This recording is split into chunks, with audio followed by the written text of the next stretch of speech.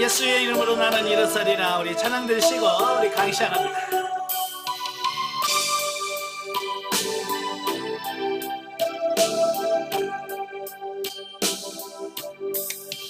예수의 이름으로 나는 일어서리라. 주가 주신 능력으로 나는 일어서리라. 원수가 날 향해 와도 쓰러지지 않으리. 주가 주신 능력으로 주가 주신 능력으로 주가 주신 능력으로 일어서리. 예수의 이름으로 나는 일어서리라. 예수의 이름으로 나는 일어서리라. 주가 주신 능력으로 나는 일어서리라. 원수가 날 향해 와도 쓰러지지 않으리. 주가 주신 능력으로 주가 주신 능력으로 주가 주신 능력으로 일어서리.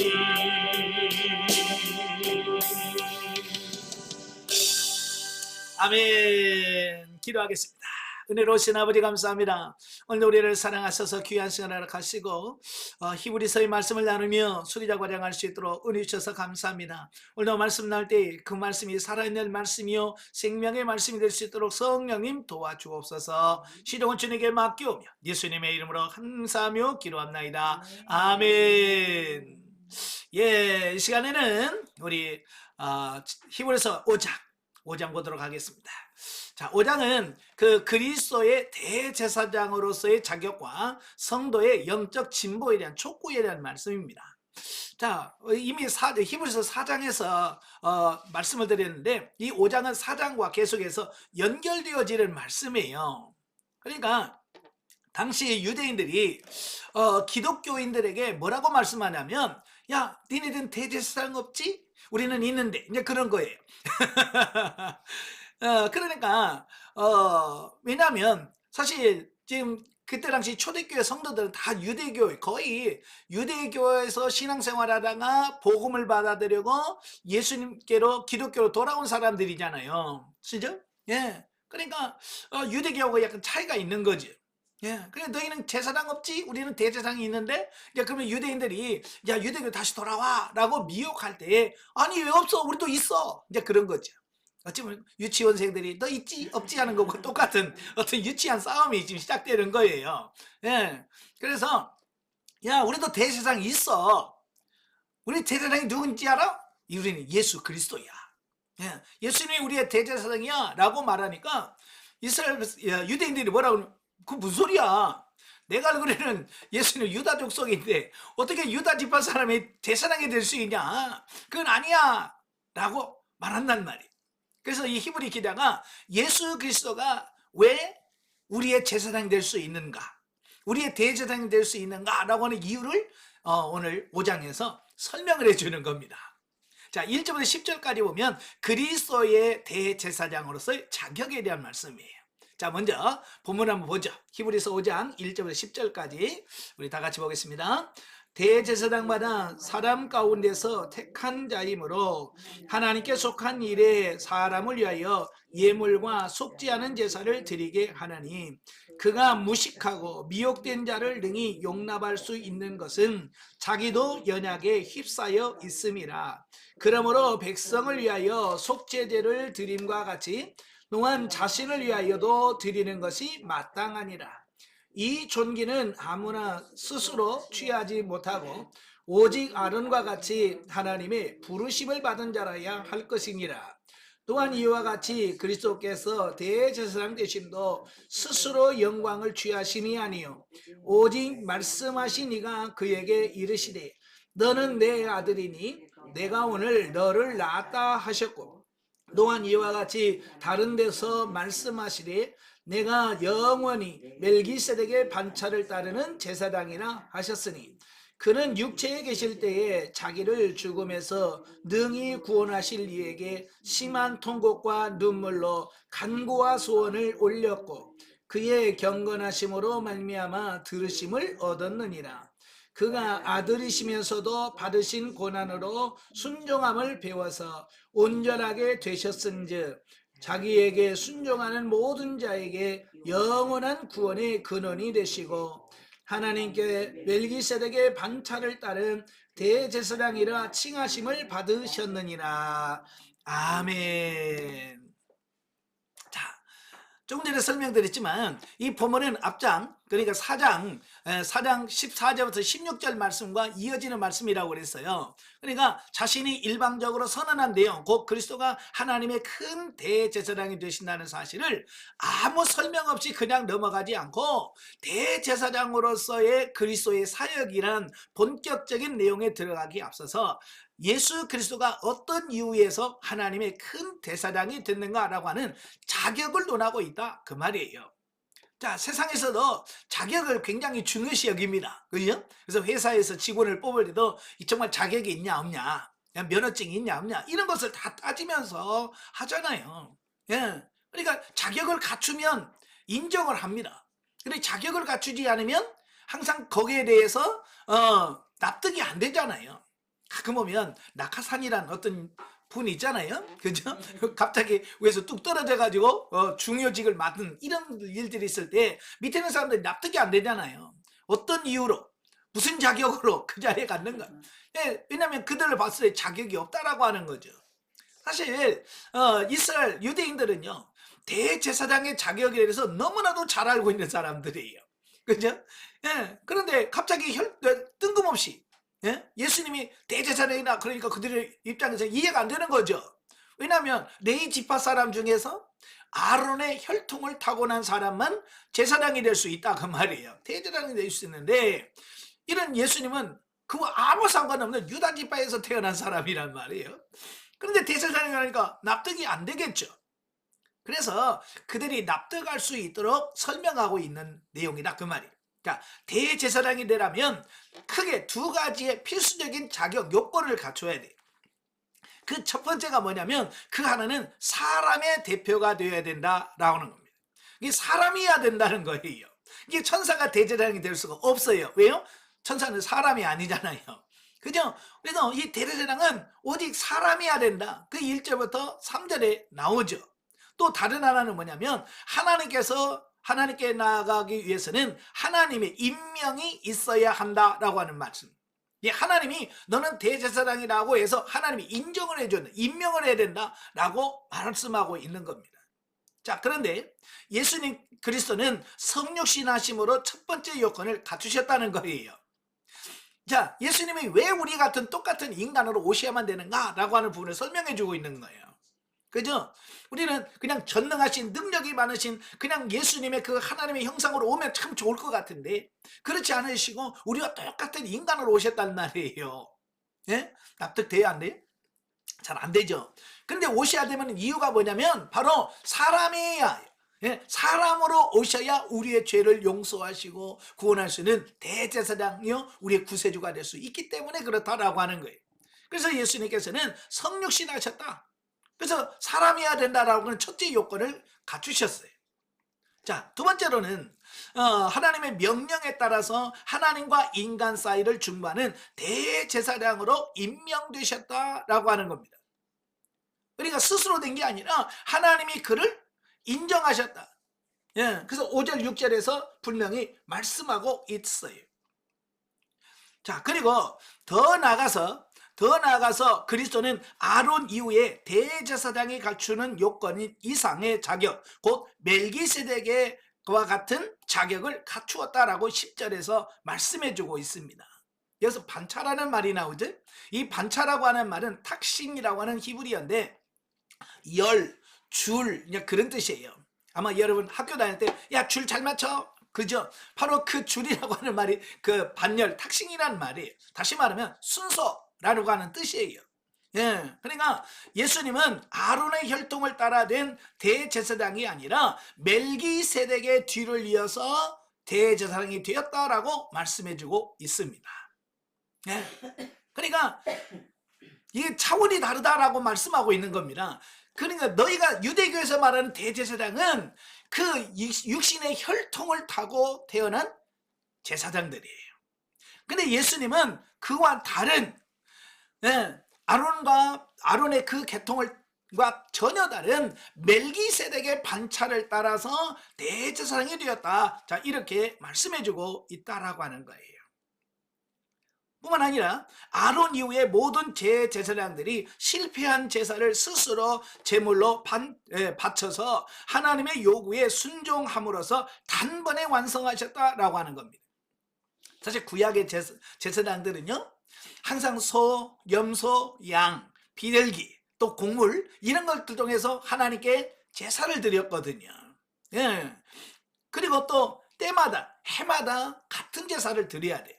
예, 해마다 6월절이면 6월절 제사를 드려야 되고, 예, 또 초막절이면 초막절을 지키고 대속절마다 염소와 소를 잡아서 하나님께 제사를 드리므로 그 효과는 1년밖에 안 가요.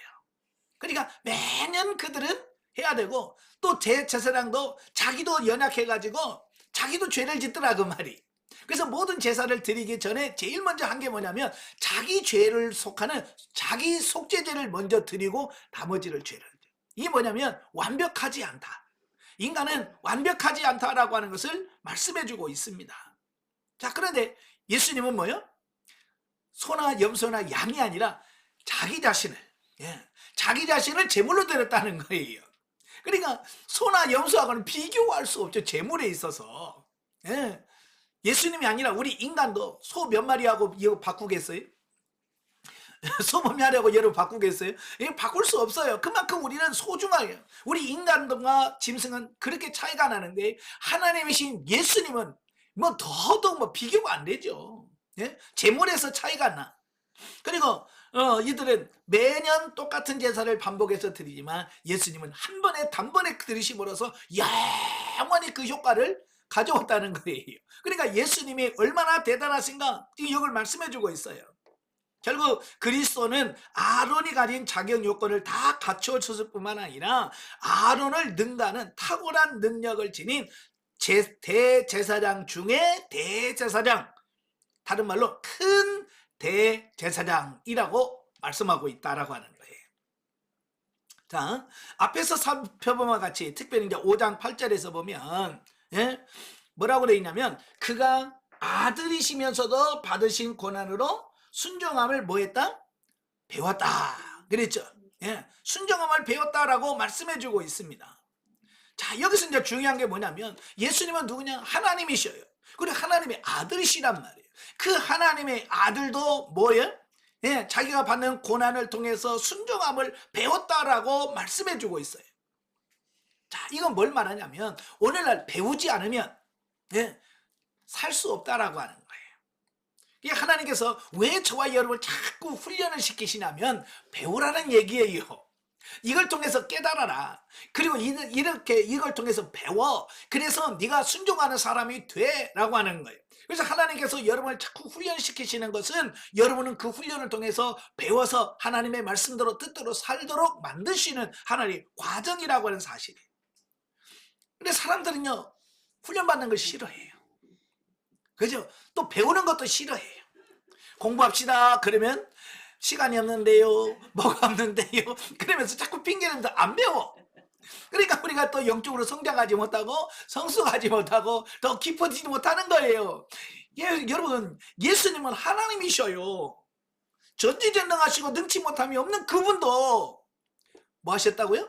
배웠다는 거예요. 그분이 배웠다면 우리는 뭐 해야 돼요? 더 배워야 될 거 아니에요. 그렇잖아요. 예수는 예를 들어서 1시간 배웠다. 그럼 우리는 몇 시간 배워야 돼요?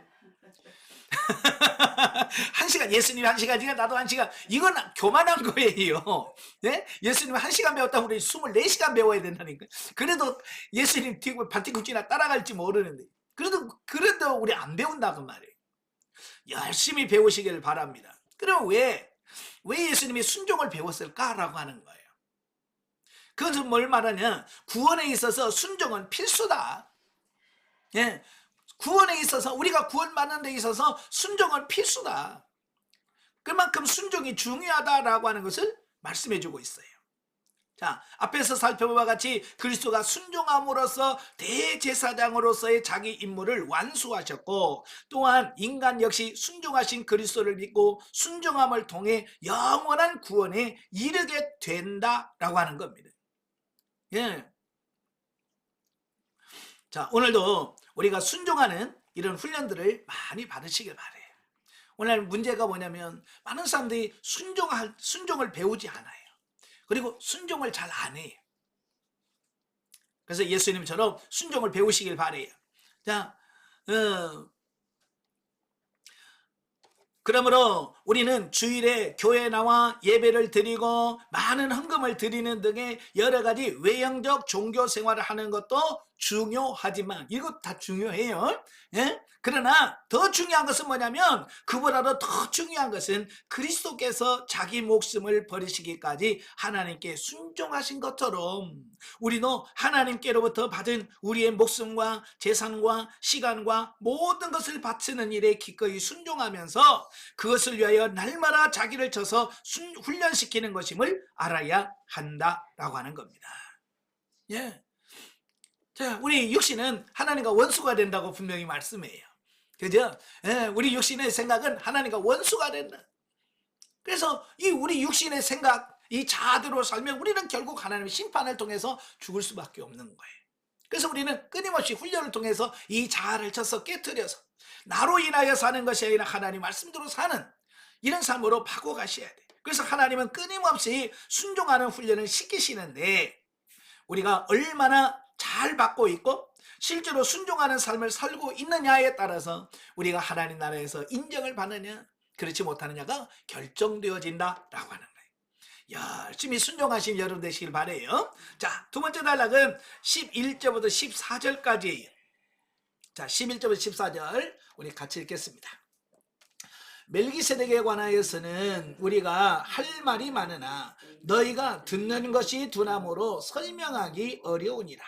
때가 오래되었으므로 너희가 마땅히 선생이 되었을 터인데, 너희가 다시 하나님의 말씀의 초보에 대하여 누구에게서 가르침을 받아야 할 처지이니 단단한 식물은 못 먹고 젖이나 먹어야 할 자가 되었도다. 이는 젖을 먹는 자마다 어린아이니 의의 말씀을 경험하지 못한 자요, 단단한 음식은 장성한 자의 것이니 그들은 지각을 사용함으로 연단을 받아 선악을 분별하는 자들이니라. 아멘. 자, 오늘 이 말씀에서는 영적 미성숙함에 대하여 책망하는 내용이 나옵니다. 예. 자, 여기서 그동안 훈련을 받으면서 많이 들어왔던 말씀이 뭐냐면 성장해야 된다. 그죠? 성장해야 된다. 성숙해야 된다. 왜냐하면 영적으로 어린 사람은 살려고 해도 살 수가 없기 때문이다 라고 하는 거예요. 사람도 마찬가지죠. 그죠? 사람도 어린아이에게는요, 그 어른스러운 삶이 안 나와요. 그냥 애들은 애들 같은 삶을 살아가는 거예요. 예. 그래서 하나님께서 우리들에게 성장해야 된다. 오늘 사도 바울도 뭐라고 그래요? 내가 조금 더 멜기세덱에 관하여 너희가 설명하고 싶은데 너희가 못 알아듣는 게 둔하다. 못 알아먹어. 이해를 못하는 거예요. 그래요. 멜기세덱의 반차를 따라서 예수님이 대제사장이 했다 그러니까 전부 다 눈만 껌뻑껌뻑 하고 있는 거예요. 못 알아먹는 거예요. 왜요? 그들이 영적으로 어리니까 그 말의 의미가 뭔지를 못 알아먹는 거예요. 아마 오늘도 이 멜기세덱의 반차 눈만 껌뻑껌뻑 하고 계실 분도 계실 거예요. 도대체 이게 뭘까? 예. 자, 오늘 이 말씀을 통해서 잘 깨달으시기를 바래요. 예. 성장하지 않으면 살 수가 없어. 그래서 이 히브리 기자도 야야야야 빨리 성숙해라, 성장해라 라고 말씀하고 있는 거예요. 저도 강의를 해보니까 그렇더라고요. 성장하지 않으면 애들하고 이야기하면 답답해요. 예. 저도 이제 강의를 하면서도 마찬가지예요. 강의하면서 이 초짜들, 참 영성훈련 받으신 분들하고 강의를 하면 힘들어요. 왜? 못 알아먹거든요. 근데 제일 편한 게 뭐냐면 수료하신 여러분들에게 이렇게 강의하면 너무 쉬워.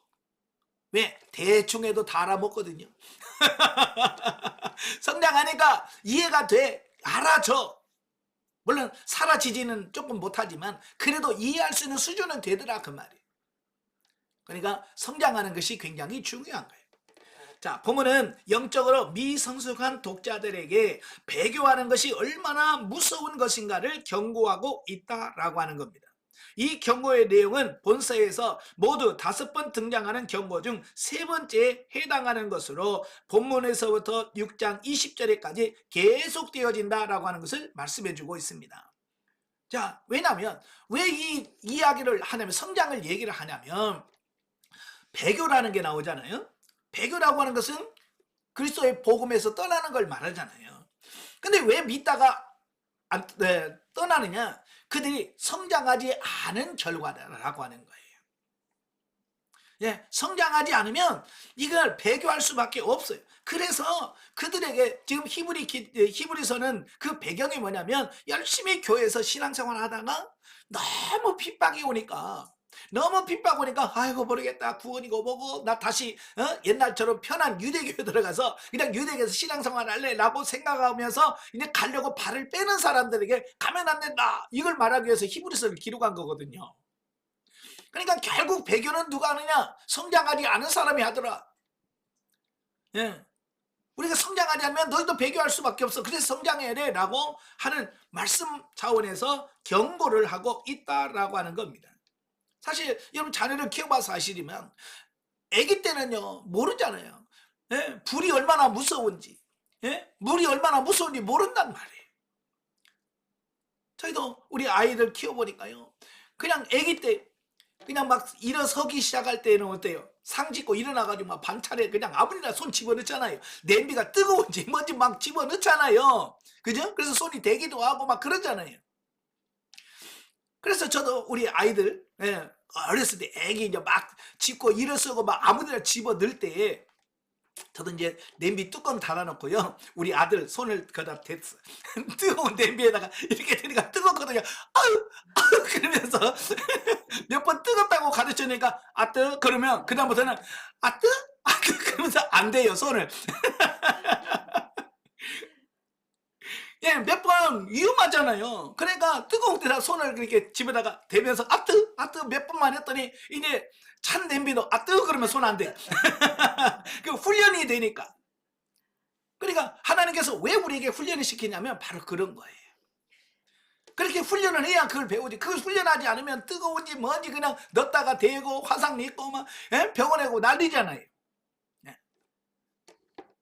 자, 여기서 저자는 독자들에게 멜기세덱에 관하여 자세히 설명해주고 싶으나 독자들이 오랜 신앙생활을 했음에도 영적으로 성장하지 못하고 어린아이의 신앙 단계에 머물러 있어서 설명하기에 곤란을 겪고 있다라고 하는 애로사항을 토로하고 있다라고 하는 겁니다.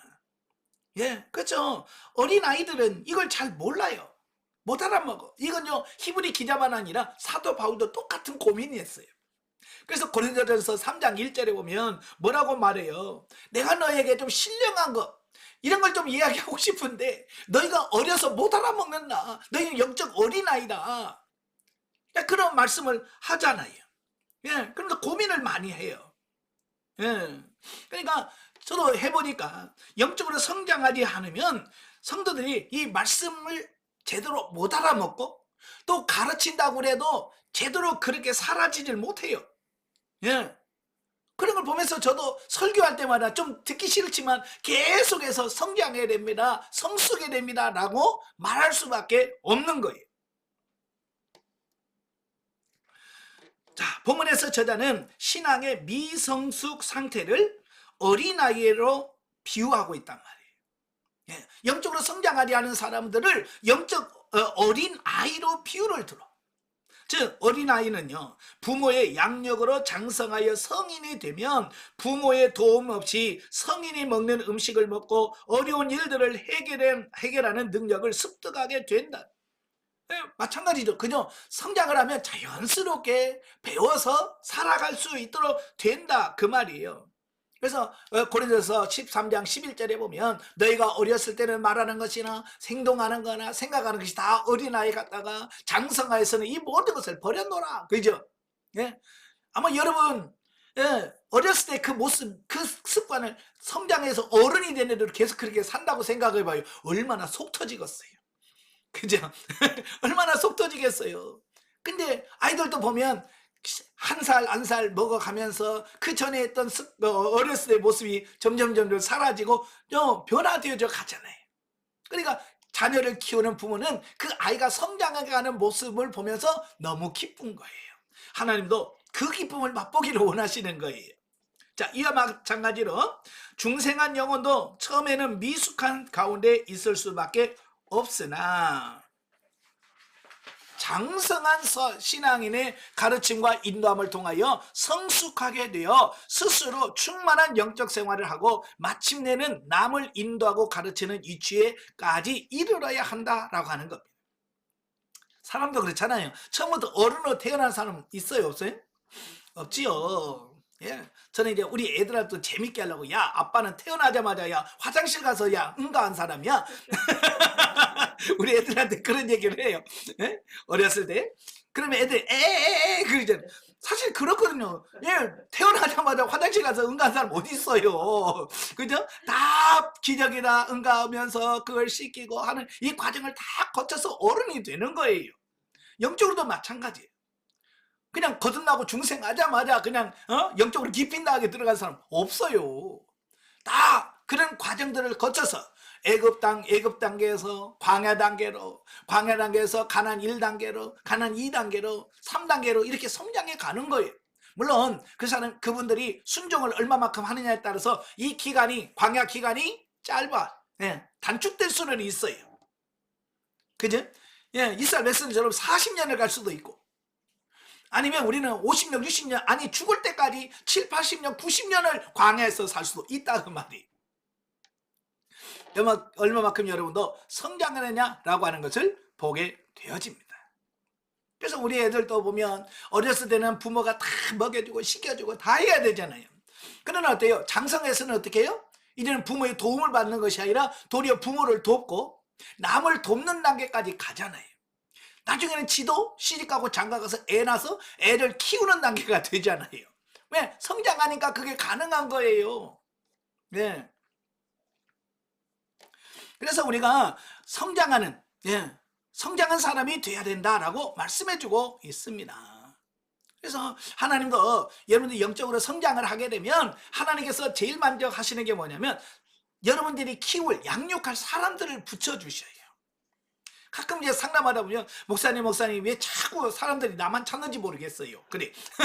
교회에서도 권사님 저 좀 이야기 좀 해요. 그러면서 자꾸 붙는다는 거예요. 왜?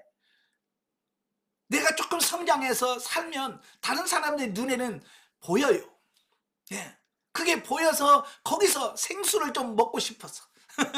그죠? 젖을 조금 먹고 싶어서 와가지고 옆에서 집사님, 권사님 그러면서 붙는단 말이에요. 그럼 여러분 어떻게 해야 되겠어요? 저리 가요. 나 바빠요. 그래야 되겠죠. 그러면 안 되죠. 예? 바쁘지만 어때요? 그분들에게 권면해주고 기도해주고 그냥 대화만 해줘도 그들의 영이 힘을 얻는 것을 보게 돼요. 여러분들이 성장했으니까 이제 하나님께서 여러분에게 사람을 붙여준단 말이에요. 왜? 도우라. 만일 그렇지 않다면 그것은 기형적인 성장이라고 불리게 되며 그로써 그는 영적 부모이신 하나님께 근심을 끼치는 동시에 그가 몸담고 있는 교회 공동체에 누를 끼치게 된다라고 하는 겁니다. 이게 무슨 말이냐면 영적으로 성장해야 되는 성숙하지 않으면 도리어 그 공동체 교회에 도움이 아니라 걸림돌이 되어지 방해가 되어지는 이런 부분들을 보게 됩니다. 그래서 영적으로 성장해야 되는데 수십 년 동안 신앙생활에도 영적으로 성장하지 않은 이런 사람들을 뭐라고 말하냐면 영적 장애인이에요. 영적 장애인이에요. 어때요 여러분? 어때요? 사람도 그러잖아요. 사람도 육체는 다 컸는데 이 정신 연령이 성장하지 않은 사람이 있어요. 이걸 보통 정신지체 장애인이라고 그래. 저는요 이런 사람들을 많이 봐요. 경험했어요. 처음에는요 저도 이제 전도사 때도 저 있었고요. 그래서 아유 불쌍하다 이런 생각만 했었거든요. 근데 인천에 안양에서 그런 성도를 매주일마다 우리 교회에 보내요. 그래서 하나님 왜 저런 사람을 우리 교회에 보내주셨어요? 우리 교회도 아니야. 옆에 다니는 교회 청년인데 꼭 자기 집에 자기 교회에서 예배 드리고 점심 먹고 우리 교회로 와. 왜? 우리 교회 점심시간하고 맞거든. 와가지고 안녕하세요. 그래서 반찬이 뭔가 보고 맛있는 거 있으면 혼자 다 먹어봐. 그리고 주일학교 애들 간식 주려고 이렇게 준비해 놓으면 선생님들은 다 주일학교 막 애들 가르치냐고 정신 없잖아요. 그러면 주방에 이렇게 해놓은 거 와서 혼자 다 먹어버려. 나이가 30살이 다 됐는데도. 왜? 정신연령에 성장하지 않으니까. 그러니까 막 성도들이 목사님 못 오게 해요. 왜 자꾸 그래요? 그러면서 나보러 오지 말도록 방을 어떻게 하면. 그래서 하나님 왜 저 청년을 계속해서 우리 교회에 보내십니까? 그러니까 성령께서 저에게 말씀하시기를 뭐냐면 바로 영적으로 성장하지 않으면 저런 모습이야. 너희가 영성훈련 받는다고 하면서도 저렇게 성장하지 않으면 저런 삶이 나올 수밖에 없다. 그걸 너희 성도들에게 피부로 경험하고 체험하고 깨닫도록 하기 위해서 내가 그 청년을 너희 교회에 보낸다.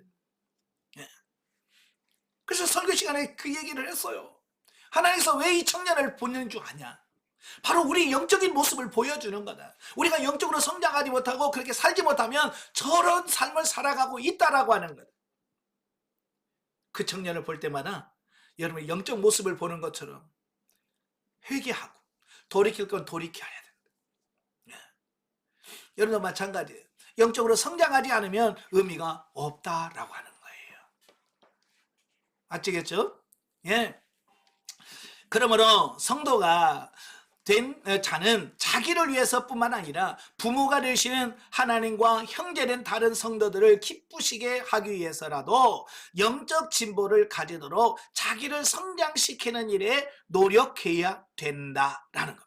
그러니까 영적 성장은 뭐냐면 내가 사는 길이고 또 나와 같이 있는 공동체를 살리는 거고 내 가족을 살리는 거예요. 예.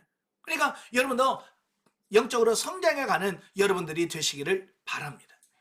자, 그 노력을 위한 가장 기본적인 일이 뭐냐? 내가 영적으로 성장하기 위해서 우리가 할 수 있는 가장 기본적인 일이 뭐냐면 매일 하나님의 말씀을 묵상하는 일이다라는.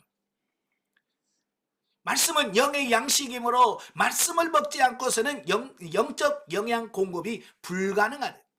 자, 우리가 성경을 영의 양식이라고 그러잖아요. 그죠? 그러니까 이 말씀을 늘 가까이 하고 읽으셔야 돼.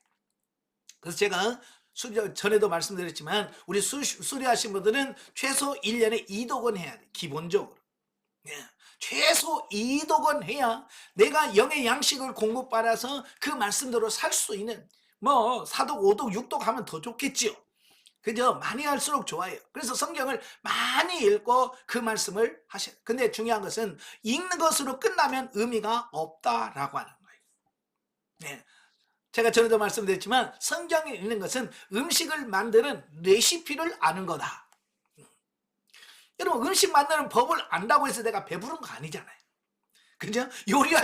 요리하는 법을 안다고 해서 내가 배부른 것도 아니고요. 내가 먹을 수 있는 게 아니에요. 내가 그 아는 것을 어떻게 해야 돼요?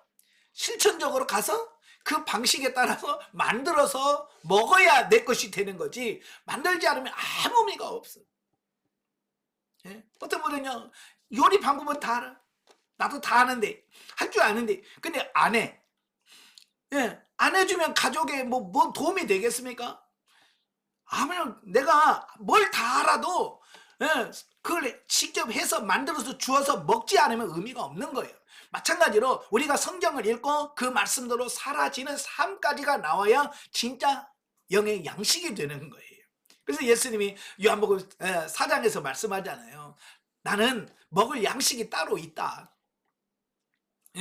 내 양식은 따로 있다. 그게 뭐예요? 아버지의 뜻을 이루며 하나님의 일을 하는 것이 양식이다. 그러니까 실천하는 데까지 가야 양식이지. 실천하는 데까지 가지 않으면 양식이 될 수 없다라고 하는 거예요. 자, 그리고 다음 두 번째가 뭐냐? 읽은 말씀에 따라 매일 선하고 의로운 일을 삶 속에서 실천하는 거다. 다 말씀드렸죠? 예.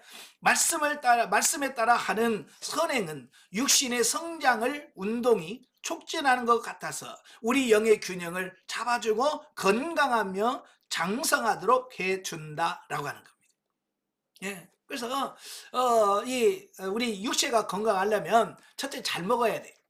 잘 먹어야 되고 그다음에 두 번째가 뭐냐면 운동을 해야 돼. 잘 먹기만 하고 운동 안 하면 뭐가 돼요? 비만인 걸려요. 비만해지고 자꾸 다른 질병이 생겨요. 예. 또 먹지 않고 운동만 하면 어떻게 될까요? 몸에 이상이 생겨요. 영양분을 공급하면서 운동을 해야지 먹지 않고 맨물만 먹고 막 운동하면요 이 근육이라든 이게 경련이 일어나요. 예. 왜냐면 영양분을 공급해야 돼. 공급 없이 힘만 쓰니까.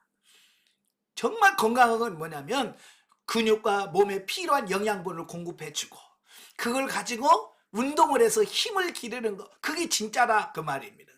다시 말하면 우리가 성경만 읽어도 안 되고 그 성경 말씀에 대한 실천을 해야만 우리 영이 아름답게 성장하고 성숙할 수 있다. 그 말씀을 하고 있는 거예요.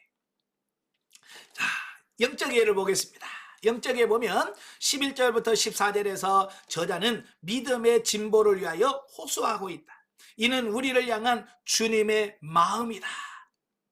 예. 이 말씀은 주님의 마음을 그대로 표현한 말씀이에요. 여러분, 잘하지 않는 자녀를 바라보는 부모의 마음이 어떻습니까? 저는 지금도 생생한 게 뭐예요? 저희 어머님이 그러셔. 저는 이제 워낙 시골이라서 중학교부터 자취했거든요. 예, 고등학교도 자취했어요. 고등학교를 저 익산에서 다녔는데 임실에서 익산까지 자취방을 얻어놓고 이제 입학식 날 저희 어머님이 이제 이불이랑 뭐 짐 같은 거 싸가지고 같이 갔어요. 예, 혼자 못 들고 가니까. 그래서 저희 어머님이 다 자취방을 해서 밥이랑 해먹고 다 해놓고 그래도 입학식이나 보고 가자 그래가지고 저희 어머님이 저희 학교 입학식 하는 날 오셨어요. 그래서 이렇게 입학생들 줄을 쫙 운동장에 서 있는데요 제가 맨 앞에 서 있어요. 왜 맨 앞에 섰을까요? 키가 작은 거야. 그 한 반에 70명이 되는데 70명 중에서 앞에 서 있어. 제일 앞에 서 있으니까 저희 어머니 보고 아이고 저 어린 것이 저 조그만한 게 이에서 살아남을려나. 그래서 저희 어머니 눈물이 났대.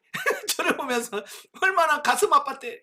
그리고 저 입학식 끝나고 집으로 가면서 얼마나 이 마음에서 염려가 되는지. 왜? 저 조만한 게, 저 작은 것이, 저 살려나? 그런 것 때문에. 여러분, 다른 것도 아니요. 키만 작아도 부모의 마음은 걱정이 돼. 염려가 되는 거예요. 근데 이 정신지체, 자폐의 알을 가진 부모의 마음은 어떻겠어요? 자폐아를 가진 부모의 마음은 어떻겠어요? 저도 그 부모님을 아는데요. 그 부모님 뭐라고 말씀하냐면 얘를 두고 내가 어떻게 갑니까? 왜? 자기가 다 도와줘야 사는데 자기가 죽으면 이 아이가 어떻게 살지를 걱정해서 하나님이 뭐라고 기도하냐면 같이 가게 해달라고 기도하는데 그런 부모를 보면서 뭘 깨달냐면 성장하지 않는 부모를 가진 부모의 마음이 저렇게 힘들겠구나. 그걸 그대로 영적으로 오면 영적으로 성장하지 않는 성도들, 자녀들을 바라보는 하나님의 마음이 어떻겠는가. 이해가 되는 거예요. 하나님도 지금 저런 마음이겠지? 하나님도 정말로 우리를 바라보면서 정말로 가슴이 무너지겠지? 성장하지 않은. 어때요? 하나님 여러분 보시면서 어떤 마음이겠습니까? 만족한 마음이겠어요? 아니면 안타까워하는 마음이겠습니까? 우리가 좀 하나님의 마음을 시원케 해드리는 단계까지 성장해가는 여러분이 되시기를 바랍니다. 예. 자, 믿음이 진일보하기 위해서는 죄악된 요소들을 과감히 끊고 포기할 것은 포기하여 진리에 따라 순종해야 된다. 예. 이건 그럴 때 참된 안식에 거하여 마음이 원하는 것까지 이루어지는 축복을 경험하고 무궁한 하나님의 사랑을 아는 데까지 자라고 진정한 승리의 생활을 할 수 있는 단계까지 이르게 된다라고 하는 겁니다. 그러니까 성장을 위해서는요, 과감한 결단이 필요한 거예요. 어쨌든 끊을 건 당당히 끊을 수 있어야 되고요, 버릴 건 버릴 수 있어야 돼. 근데 우리들은요, 그러니까 끊을 건 못 끊어요. 버릴 건 못 버리고요, 질질 끌어가. 그러니까 변화가 되지 않는다 그 말이에요. 하나님은 성도가 영적으로 성숙한 단계에 이르러 모든 일에 감사할 수 있는 자가 되도록 만들어 가신다. 예. 그래서 하나님께서는 우리를 장성한 단계에 만드시기 위해서 오늘도 하나님은 이 모양 저 모양으로 우리를 훈련해 가신다 그 말이에요. 예. 그래서 우리는 그 하나님의 훈련에 감사하셔야 돼. 그 훈련이 때로는 내가 원치 않는, 그죠? 어떤 어려움과 고난으로 올 수도 있잖아요. 자, 그럴 때 하나님이 나를 성장시키기 위해서 이 훈련 주셨구나 라고 믿어진다면 우리가 불평하고 원망할 것이 아니라 하나님께 감사하고, 이런 환경을 주신 하나님께 감사하고, 이런 문제를 주신 하나님께 감사. 왜 주시는지를 아니까. 때로는 문제를 허용하셔서 성도가 하나님을 의뢰하게 했을 때 하나님께서 해결하여 주심을 경험하여 진정 감사할 수 있는 자로 만드신다. 우리는 말씀대로 살 수 있는 능력을 얻고 단단한 영적인 양식을 취할 수 있는 자가 되기 위해서 기도해야 된다라고 하는 겁니다. 예. 그래서 어린 사람은 젖이나 먹어요. 이 젖 먹는다는 것은 겨우 말씀이나 듣고 강의나 듣고 아이고 은혜 받았어요, 그 수준이 젖이나 먹는 단계예요. 예, 이제는 뭐냐면 우리는 은혜 받았어요 단계에서 끝나면 안 돼요. 그 말씀을 여러분의 삶 속에서 실천하고 적용해서 그 말씀이 열매가 맺는 단계까지 가셔야 돼. 날마다 성장해 가는 여러분이 되시기를 바랍니다. 자, 오늘 결론입니다. 성경 계시발전서기에 오늘 제사장 중에서 대제사장에 대해서 같이 말씀을 나누겠습니다. 자, 제사장이라고 하는 말이 나오는데요, 우리 국어사전에 보니까 이 제사장이 뭐라고 되어 있냐면 유대교의 성전에서 종교상의 의식이나 전례를 맡아보는 우두머리 라고 이렇게 정의를 해놨어요. 사실 이 제사장은 이 유대교에만 있는 게 아니라요, 이방인들도, 우상을 숭배하는 사람들도 제사장이 있어요. 예. 그래서 구약에 보면 바알 제사장도 있고 아스다롯의 제사장도 있고요, 모든 종교에 보면 그 종교를 집전하고 인도하는, 리더하는 누군가가 있어요. 그들을 뭐라고 부르느냐, 제사장이라고 말한다 그 말이에요. 자, 히브리에서는 이 코헨이라고 그래요. 이 제사장을 코헨이라고 하고요, 헬라어로서는 히에루트, 또 라틴어로는 사케르도스라고 말하는데 바로 다 같은 말이에요. 종교상의 제례 의식을 맡아서 주관하는 사람을 뜻합니다. 그러니까 어떤 종교의 의례를 맡아서 그걸 진행해 나가는 사람, 리더자를 제사장이라고 말한다라고 하는 거예요. 자, 성경에서 나오는 제사장들이 있는데 바로 성경에 나온 제사장들이 하는 일이, 직무가 있는데 그 직무가 뭐냐? 첫째, 제사를 드립니다. 네, 제사를 드려요. 왜냐하면 레위기에서 1장부터 5장 6장까지 보면 하나님께서 이 제사, 5대 제사가 있죠. 5대 제사 기억나시죠? 자, 번제, 소제, 화목제, 속제제, 속건제라고 하는 이 5대 제사가 있습니다. 그래서 이 제사장은 바로 이 5대 제사를 집전하는, 인도하는, 리더하는 그 역할을 한다라는 겁니다. 자, 두 번째로 제단에 피를 뿌린다. 예.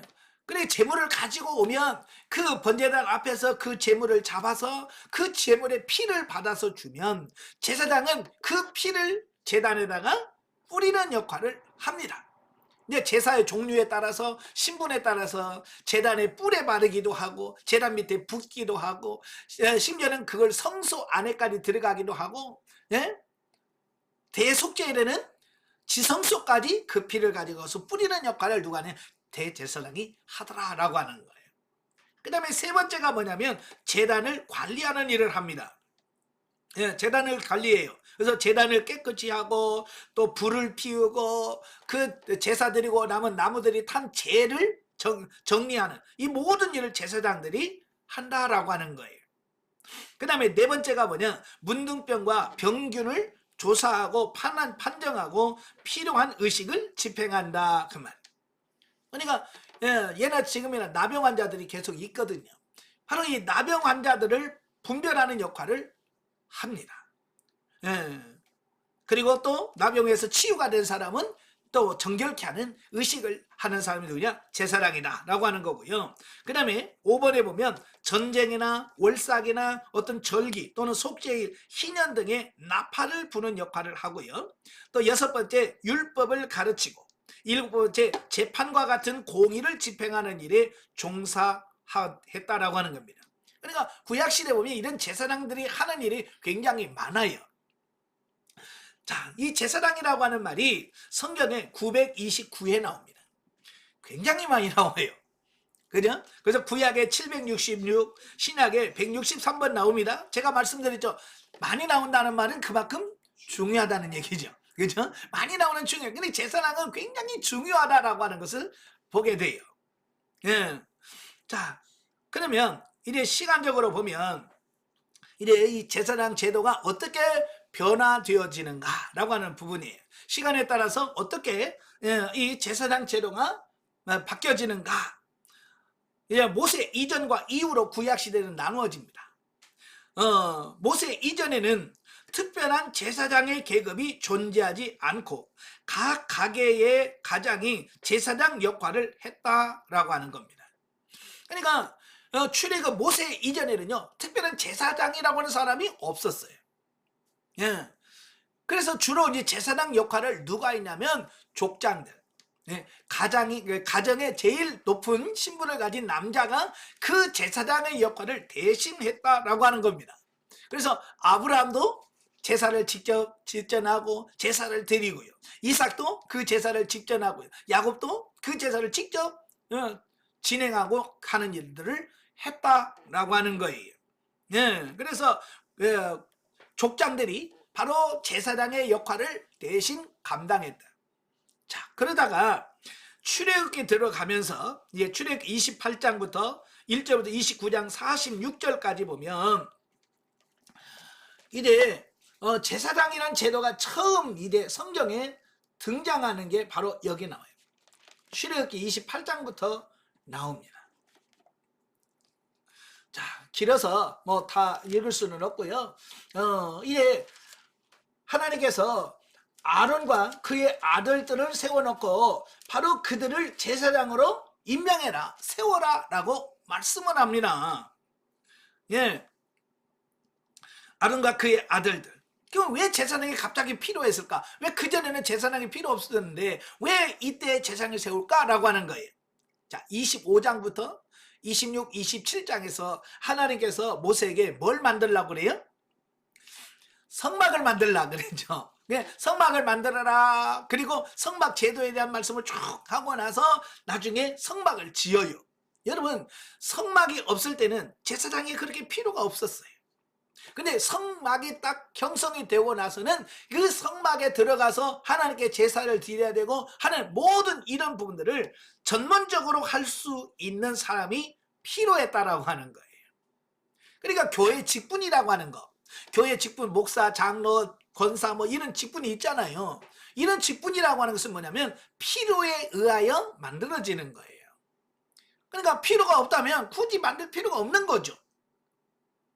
그죠? 예, 필요가 없다면 만들 필요가 없는 거예요. 그래서 법적으로도 우리가 세례교인 25명, 저희 교단에는 세례교인 25명이 되면 장로 1명을 세우도록 돼 있어요. 예, 성도들 세례교인 25명을 대표해서 장로 한 사람을 세우도록 돼 있어요. 예, 그래서 법적으로는 그래요.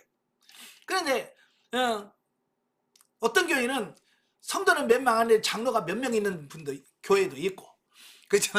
어떤 데는 성도가 많은데 장로 1명도 없고 막 그래요. 예, 그 뭐냐면 필요에 의해서 세워야 돼. 근데 세우지 않는 이런 경우도 있거든요. 그러니까 성막이 없을 때는 제사장들이 뭐 제사장이 뭐 할 일이 없었어요. 그 전에는 모세가 대신 그 일을 다 진행을 했어요. 그런데 성막이 만들어지니까 이제는 거기 들어가서 본격적으로 그 임무를 감당해야 될 제사장이 필요했던 거예요. 그래서 아론과 그의 아들들을 세워서 제사장을 세우고, 제사장을 리드할 또 대제사장이 필요해서 아론을 제1대 대제사장으로 세웠다라고 하는 겁니다. 그래서 그게 예수님 때까지 그게 계속 이어져 내려오고 있다라고 하는 거예요. 자, 그래서 구약 시대는, 자, 한번 그림으로 보시면, 자, 오늘은 대제사장.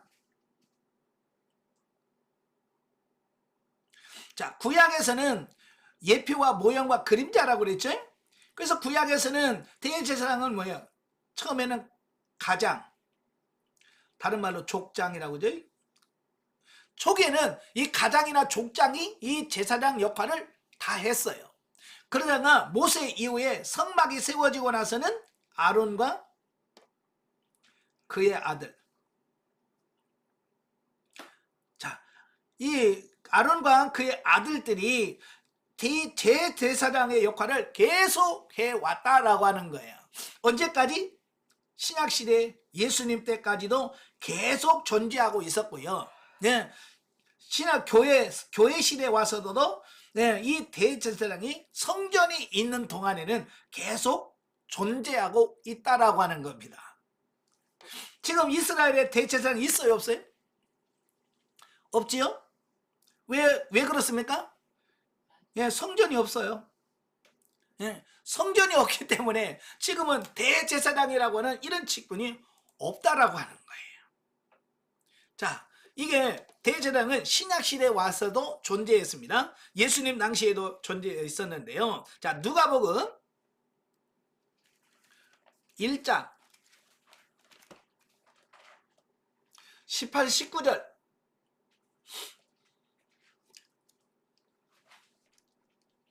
자, 5절 한번 보겠습니다. 1장 5절. 유대왕 헤롯 때에 아비야 반열에 제사장 한 사람이 있었으니 이름은 샤가라요, 그의 아내는 아론의 자손이니 이름은 엘리베셋이라. 바로 세례 요한의 아버지와 어머니에 대한 소개를 합니다. 그러면서 세례 요한의 아버지의 이름이 샤가라예요. 근데 그 사람이 누구냐? 제사장이었다. 그러니까 예수님 당시에도 제사장이 존재하고 있었죠. 왜요? 예수님 당시 성전이 있었거든요. 그래서 세례 요한의 아버지가 바로 제사장이었다. 그래서 여기서 말하죠, 반열이란 말이 나오죠. 반열.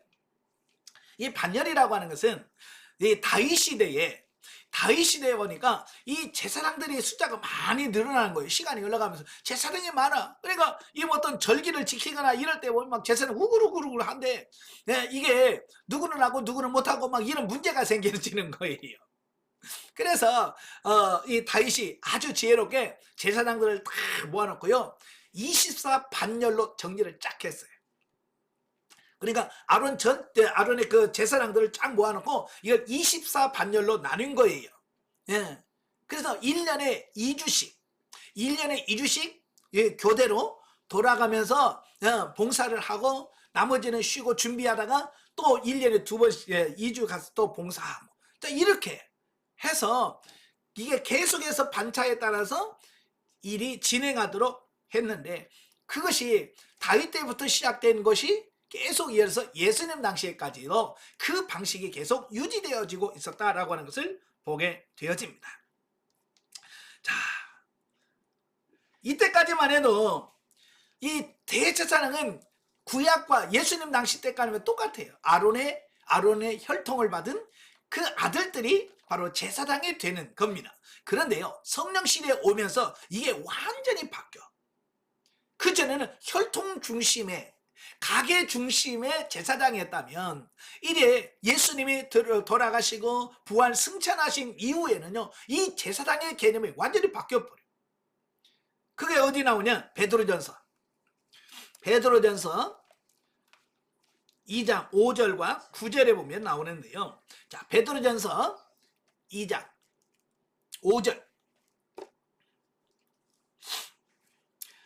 너희도 산돌같이 신령한 집으로 세워지고 예수 그리스도로 말미암아 하나님이 기쁘게 받으실 신령한 제사를 드릴 거룩한 제사장이 될지니라.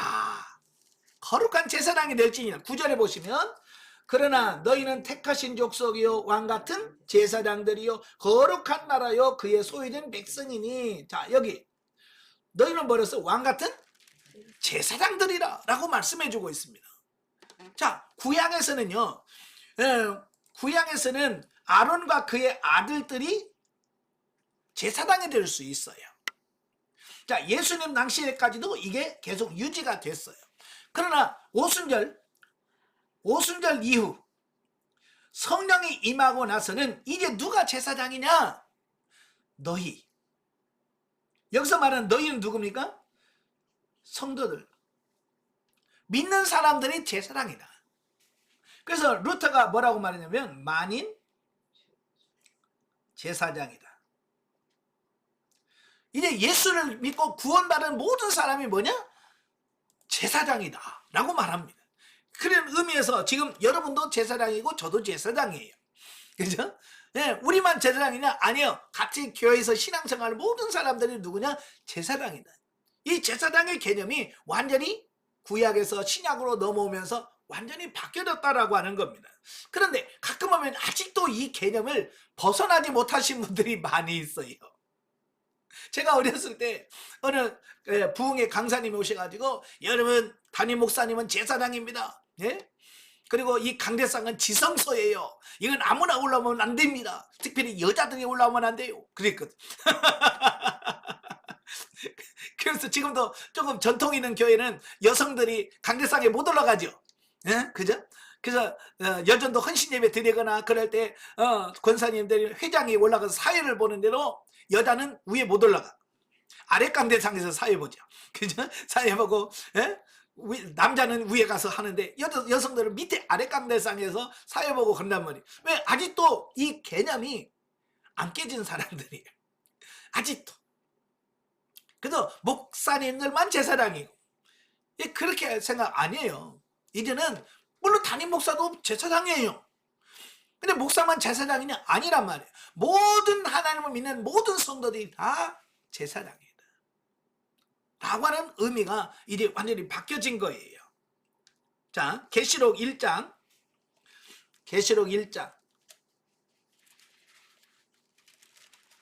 4절부터 6절까지 보면 계시록 1장 4절부터 6절 다 같이 보겠습니다.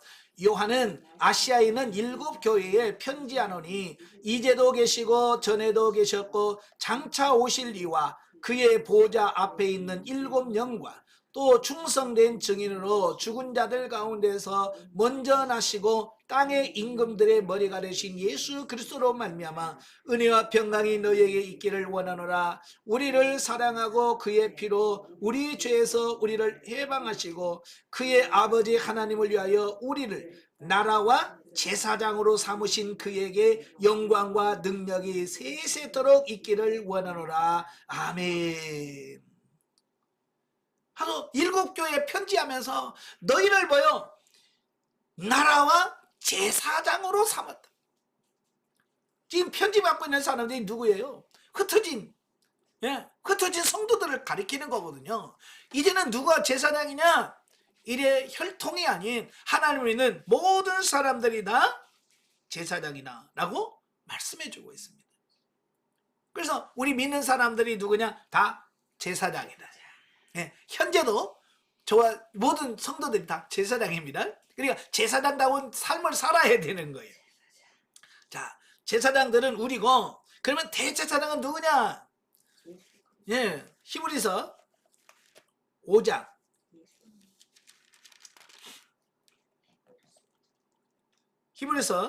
5절부터 10절에 보면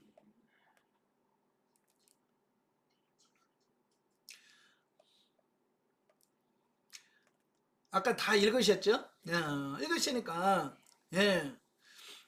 5절만 보시면 이와 같이 그리스도께서 대제사장 되심도 스스로 영광을 취하심이 아니요 오직 말씀하신 이가 그에게 이르시되 자, 하나님이 예수님을 뭘로 세우셨다고요?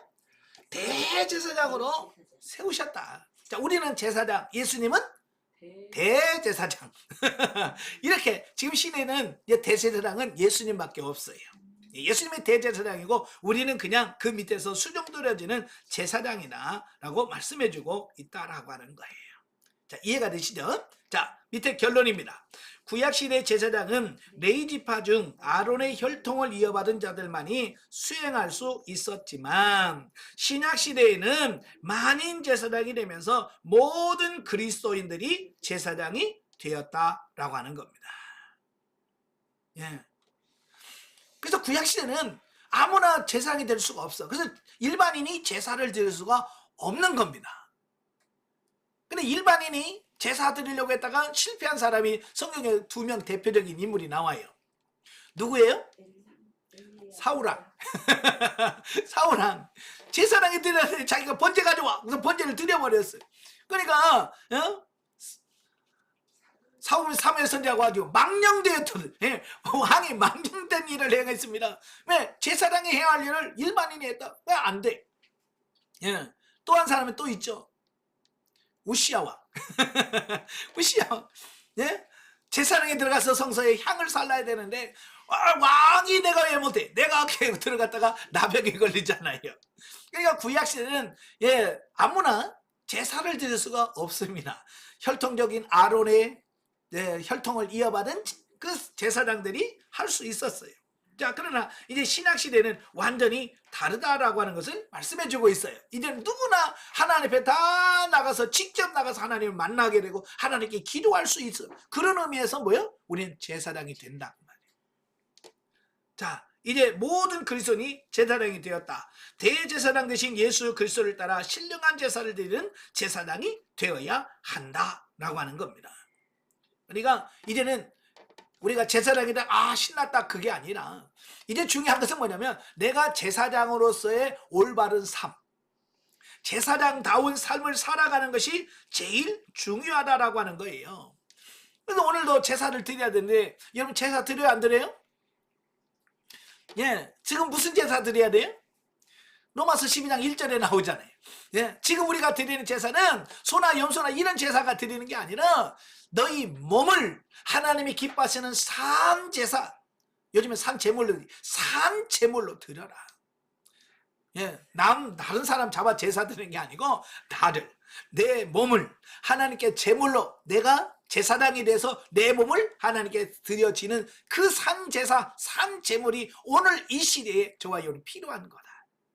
예. 그래서 하나님이 기뻐하시는 이런 산 제사를 드리는 여러분들이 되시기를 주님으로 축원합니다.